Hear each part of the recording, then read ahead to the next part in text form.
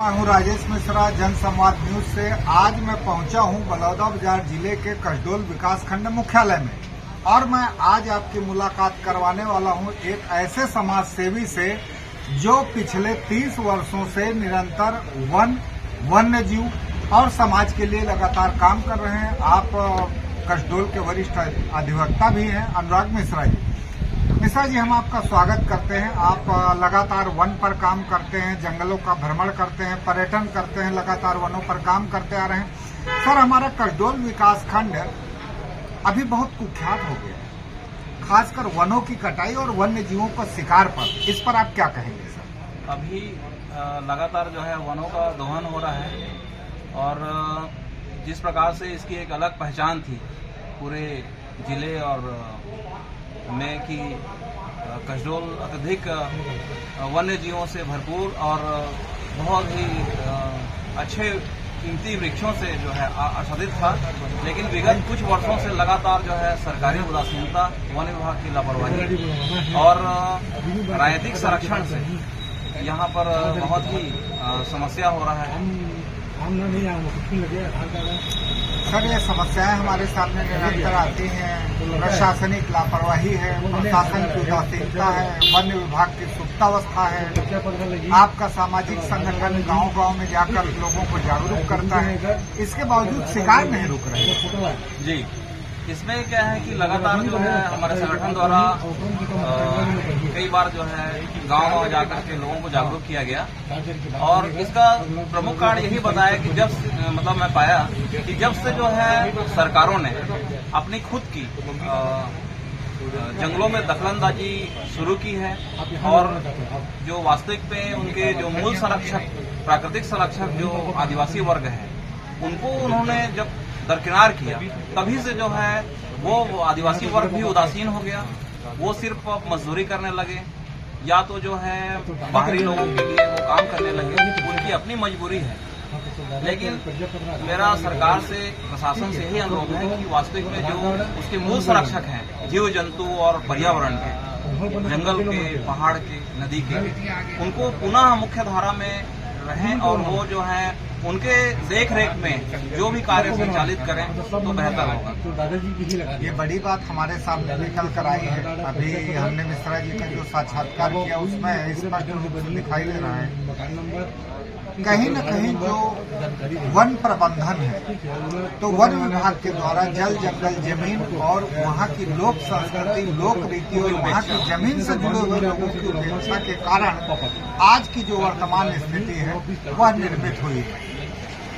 मिश्रा जी, जो हमारा सोना खान रेंज है, जो वन परिक्षेत्र है, सोने की खुदाई हो रही है और पेड़ों की कटाई हो रही है, क्या कहेंगे इस पर? ये बहुत ही दुर्भाग्यजनक स्थिति है।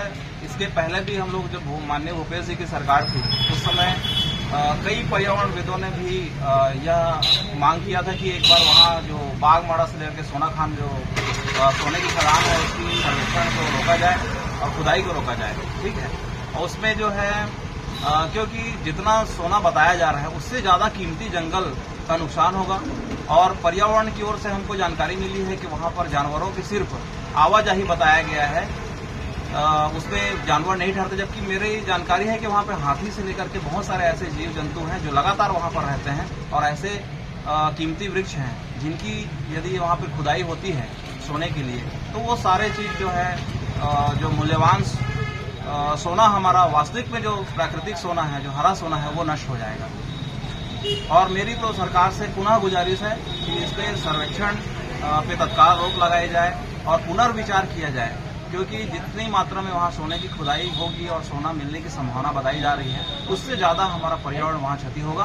क्योंकि कसडोल विकासखंड कभी जंगलों के लिए बड़ा जाना जाता था, लेकिन आज वर्तमान स्थिति यह है कि लगातार गांव में दखलंदाजी, सरकार की वोट बैंक की जो पट्टा नीति है उसके कारण हमारे जो जंगली क्षेत्र हैं, जो जंगली भूमि है, वो सब जो है लोगों के उसमें कब्जे में आ रही है। तो वहीं पर एक ग्रीन जंगल है जिसको बागमाड़ा से अचानकपुर तक का जो एरिया है और सोना खान का, वो जो है सघन जंगल है जहां पर एक खुदाई की योजना चल रही है, जो हमारे दृष्टि से हम तो मांग करते हैं कि इस पे तत्काल जो है विचार करना चाहिए गवर्नमेंट को। अध्यक्ष जी की बातों को सुनकर मुझे एक कवि की लाइनें याद आ गई। कनक कनक ते 100 गुनी मादकता अधिकाय, यही खाए बौरात जग, यही पाए बौराए। तो आज सोने के लालच में हमारे जो वर्तमान की विष्णुदेव साय की सरकार है, या पूर्ववर्ती भूपेश बघेल की सरकार है, या केंद्र की जो मोदी जी की सरकार है, ये सोने की खदान को पाकर बौरा गए हैं। इनको इस बौराहट से निकलने की जरूरत है। इनके बौराने के कारण हमारे जल, जंगल और जमीन के अस्तित्व पर बड़ा संकट खड़ा हो गया। मिश्रा जी, आप लगातार मुहिम चलाते हैं, लगातार लोगों को जागरूक करने का काम करते हैं। आप पिछले 25 वर्षों से इस मुहिम पर काम कर रहे हैं। मैंने देखा है कि आप गांव-गांव जाकर अपने कार्यशालाओं को आयोजित करते हैं, गांव वालों को बुलाते हैं। क्या प्रभाव पड़ा है इसका गांव वालों के ऊपर? निश्चित तौर पर कुछ हद तक तो जागरूक हुए हैं और वो भी मानने लगे हैं कि जंगल के रहते ही हमारी पहचान है। खास करके वो वनपुत्र जो जंगलों में ही अपनी दिनचर्या बिताते हैं, वहीं से जो रोजगार मूलक उनको जो भी चीजें जो उनके जीवन को चलाने के लिए एकत्र करते हैं और उसको बेचते हैं बाजारों में, यदि वो सारे चीज यदि छीन जाते हैं तो वो बहुत ही दुखदायी है। जिस प्रकार से बस्तर में भी इसी प्रकार की स्थिति मैं कहूंगा कि वहां पर निश्चित तौर पर नक्सलवाद तो समाप्त होना चाहिए, इसमें कोई दो मत की बात नहीं है। लेकिन यहीं पर हमको यह भी देखने वाली बात है कि वहां पे कॉर्पोरेट लोगों के बूटों तले बस्तर न रौंदा जाए, वहां उद्योगपतियों की बहुत ज्यादा आमद न हो, ताकि वहां की जो सभ्यता है, जो उनकी आदिवासी संस्कृति है, जो जल जंगल जमीन वहां की है, वो नष्ट न हो।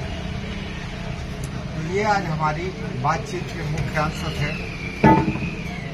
प्रशासन की बूटों के तले हमारे जंगल के रहने वालों को न रौंदा जाए। सुन लो सरकार, कान खोलकर सुनो, आंखें खोलकर देखो, लोगों की पीड़ा को समझो। आज इस सरकार के द्वारा जो अपनी बूटों के तले रौंदने का काम किया जा रहा है, इस पर रोक लगनी चाहिए। जन संवाद भी इसी की अपील करता है, इसकी मांग करता है।